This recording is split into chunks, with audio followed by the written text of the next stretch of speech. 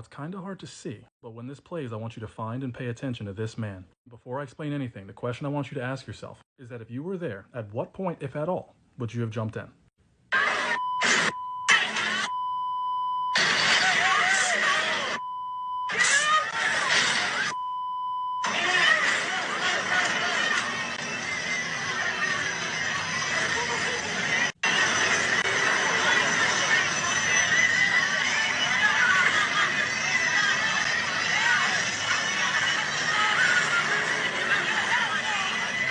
As you can see now, there's like a gravitational pull to that spot. But at the start, homie was trying to wave people down, but for a minute he just had to go it alone. Though he was first, it took Dude in the Blue jumping in to turn his madness into a movement.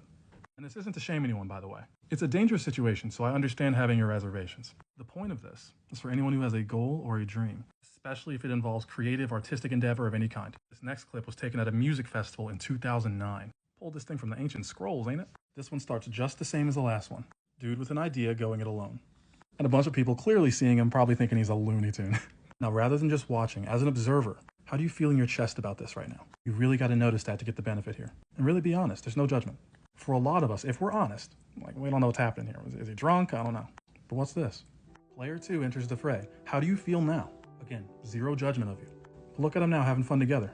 For a lot of people, that will have changed it from a skeptical to a more playful vibe. Maybe not ready to join in, but at least not irritated by it. Now, I had to jump ahead because they do that alone for a grip, just while everyone sits and watches. But then, now really honestly notice again.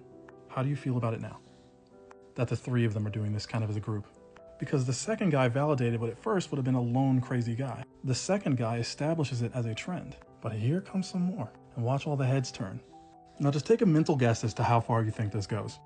Got it? And how do you honestly feel about it now? The reason I really want you to notice that is because that feeling normally goes unnoticed. It's what we call dogma, which is living with the results of other people's thinking. And while it's a useful ingredient in survival, it's tantamount to poison when it comes to creativity. Again, this is not to shame the people who are just watching at the start. It's to make clear that for a time, dancing alone is a normal step in becoming a pioneer. Because everybody wants to get to this by completely bypassing this. But it's when you're dancing alone that you find your rhythm. That's where you build your comfort zone. This video is to save you the time of trying to avoid this. It's a fool's errand, because even if you succeed, all you do is rob yourself. Do not let the noise of other people's opinion drown out your own inner voice. And in the beginning especially, have the courage to follow your heart and intuition. They somehow already know what you truly want to become. That's Steve Jobs.